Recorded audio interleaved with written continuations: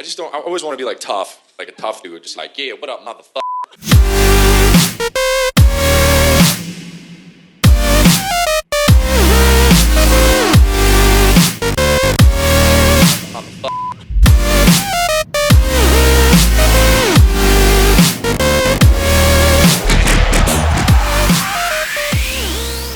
So, a little update on my last video concerning Mantle. AMD still did not release their drivers for Mantle just yet, and I don't believe they have come out with an official statement. So, we'll just have to wait and see until they put out the drivers. I'm expecting them next week, maybe the week after that. I don't know. Again, they didn't come out with any official statement, so yeah, we'll just have to wait and see. And hopefully they will come out soon so I can do some benchmarks for you guys. So we talked a little bit about the upcoming weapon tweaks that they will be implementing in February. We already covered the DMRs last time. I've played around with them a little bit today and yesterday, and I didn't experience any kind of OPness, so I am really glad that they got that right. Now, in the next upcoming patch, or patches, I don't know if there's going to be multiple, they will be tweaking the carbines. I hope I pronounced that right. I think I did.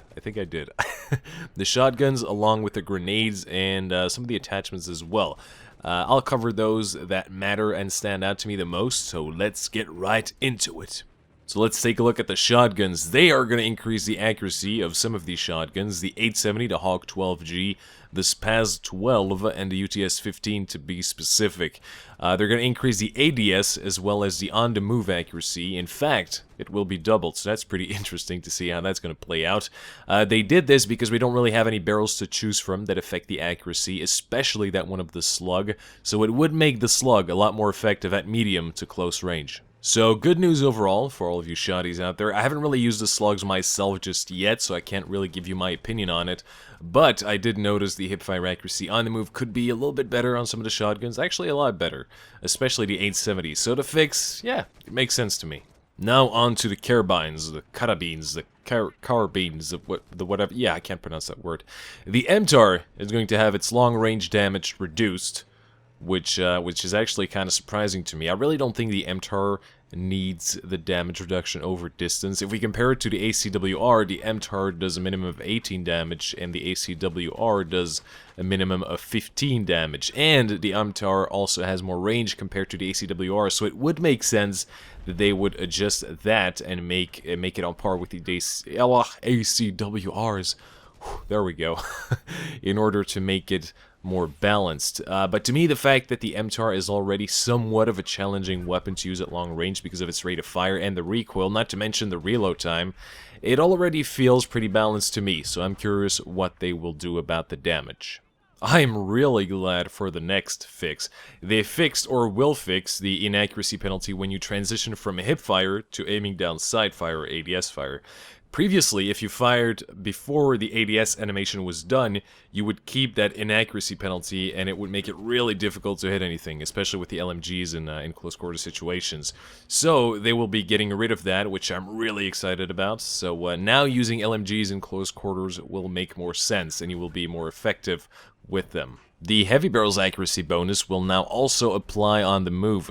Previously, you would only get any kind of advantage out of your heavy barrel whilst standing still, which is absolutely not ideal. At least not in my case. I usually always try to move around or circle around the enemy while I am firing at him. So at least to me, the heavy barrel didn't really make any sort of sense on some of the assault rifle, except for the Scar H. I love it for the Scar H.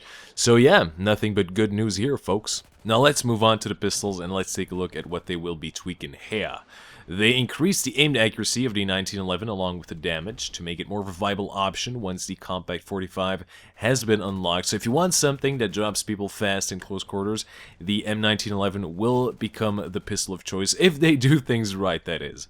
And I guess the Compact 45 will make more sense for those of you who would like to have a little extra ammo in the clip. They will also be increasing the damage of the QSZ-92, the FN-57, and the CZ-75, along with the Compact 45. Again, nothing but good news here, although I really don't think the CZ needs any sort of damage buff. They all seemed fairly well balanced in that aspect, although the FN and the QSZ could use some buffing, so they will become more of a viable option to be used as a quick finisher. Now this is an interesting one. The delay between pulling the trigger and actually firing the Rex and the Magnum have also been reduced, but there will still be a delay present. Now, for some reason, they insist on keeping that delay to keep some sort of, some sense of realism and simulate how these handguns handle in real life. I have no idea why they just don't make it perform like they did in Battlefield 3.